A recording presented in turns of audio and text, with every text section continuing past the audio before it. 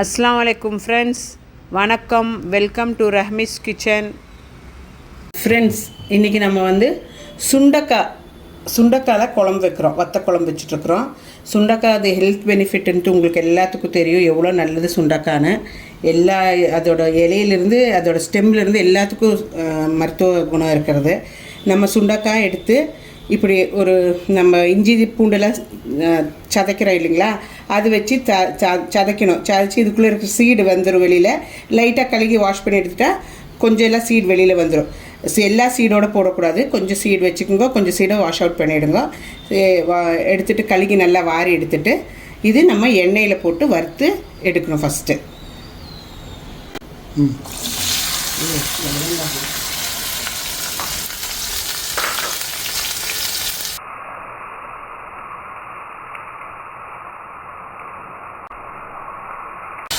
சுண்டக்காய் நல்லா எண்ணெயில் வறுத்து எடுத்துக்கணும். ஃபஸ்ட்டு நல்லா ஃப்ரை பண்ணிக்கணும். இது ஃப்ரை பண்ணிவிட்டு வாரி எடுத்துக்கலாம் எண்ணெயிலேருந்து.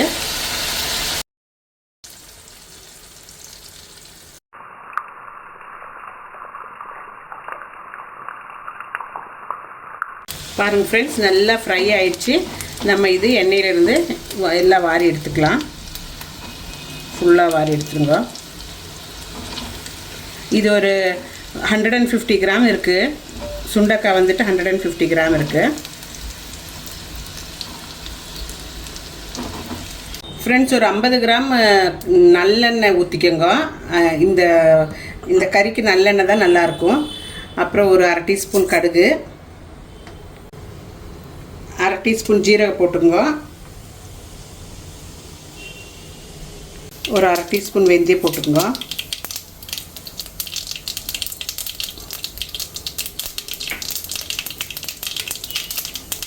அது பொரிஞ்ச பிறகு சின்ன வெங்காயமும் பூண்டு நிறைய வேணும்.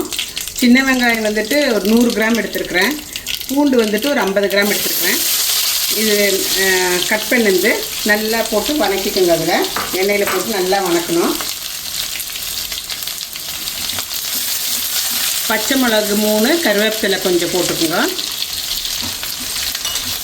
இதெல்லாம் போட்டு நல்லா வதங்கட்டும்.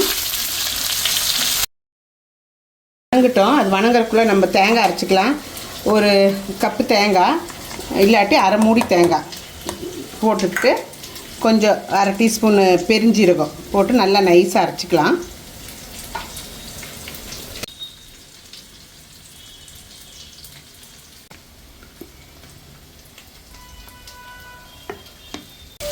மூணு தக்காளி சின்னதாக அறுத்து வச்சுருக்கிறேன், அது போட்டுக்கோங்க. தக்காளி உடையிற வரைக்கும் நல்லா இலக்கிக்கோங்க.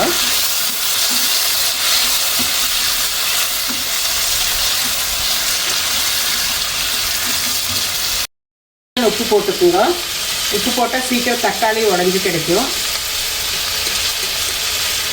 பார்த்து போட்டுங்க உப்பு.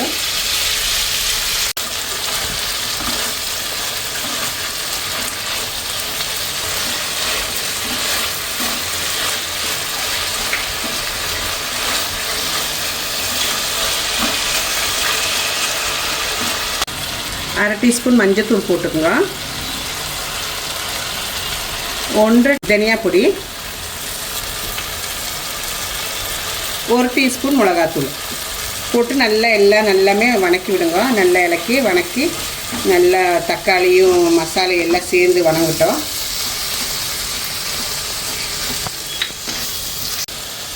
பாருங்கள் ஃப்ரெண்ட்ஸ், தக்காளி எல்லாம் உடஞ்சி மசாலா எல்லாம் மிக்ஸ் ஆகிடுச்சு. நல்லா நம்ம வறுத்து வச்சுருக்கிற சுண்டைக்காய் போட்டுக்கலாம்.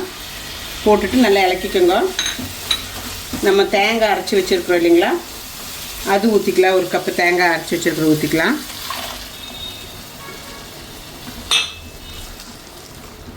ஒரு எலுமிச்சைப்பழம் அவ்வளோ பெருசு புளி எடுத்திருந்தேன், அது கரைச்சி வச்சுருக்குற தண்ணி அதுவும் கொஞ்சம் ஊற்றிக்கலாம்.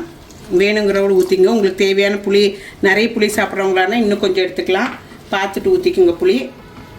நல்லா இது கொதி வரட்டும். எண்ணெய் விட்டு வர வரைக்கும் நல்லா கொதிக்கட்டும். இங்கே வரைக்கும் கொதிக்க விடலாம். பாருங்கள் ஃப்ரெண்ட்ஸ், பார்க்கலாம் நம்மளோட வத்தக்குழம்பு எப்படி இருக்குது. சுண்டக்காய் வத்தக்குழம்பு சூப்பராக வந்திருக்கு. இன்னும் கொஞ்சம் கூடி எண்ணெய் தெளிய வேண்டியது இருக்குது. கொஞ்சம் நேரம் கூடி சிம்மில் வச்சு தெளிய வைக்கலாம். ரொம்ப அருமையாக இருக்குது பார்க்குறக்கு.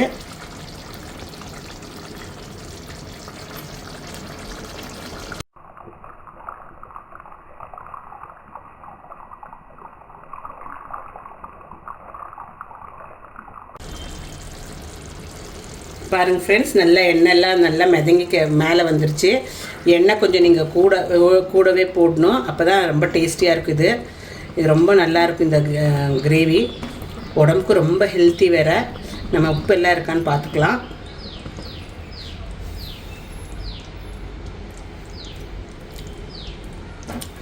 எல்லாம் இருக்குது ஃப்ரெண்ட்ஸ். உப்பு, காரம், புளி எல்லாமே இருக்குது. உங்களுக்கு எதான கூட வேணுமா இருந்தால் கொஞ்சம் கொஞ்சம் எக்ஸ்ட்ரா ஆட் பண்ணிக்கோங்க. நான் சொன்னதை விட கொஞ்சம் நாங்கள்லாம் கொஞ்சம் லைட்டாக தான் சாப்பிட்றது. காரம் வேணுமா இருந்தாலும் பொடி கொஞ்சம் ஜாஸ்தி போட்டுங்க, காரப்பொடி. புளி வேணுமா இருந்தாலும் ஜாஸ்தி ஊற்றிங்க. ரொம்ப நல்லது. ஹெல்த் பெனிஃபிட்ஸு இருக்குது, நிறைய இருக்குது. ரொம்ப ரொம்ப நல்லது. நீங்கள் எல்லோரும் ட்ரை பண்ணுங்கள் வீட்டில். இஷ்டம் ஆச்சுன்னா லைக் பண்ணி, ஷேர் பண்ணி, கமெண்ட் பண்ணுங்க. மீண்டும் அதர் வீடியோன்னு உங்களை சந்திக்கிறோம். தேங்க்யூ. Take care. பாய்.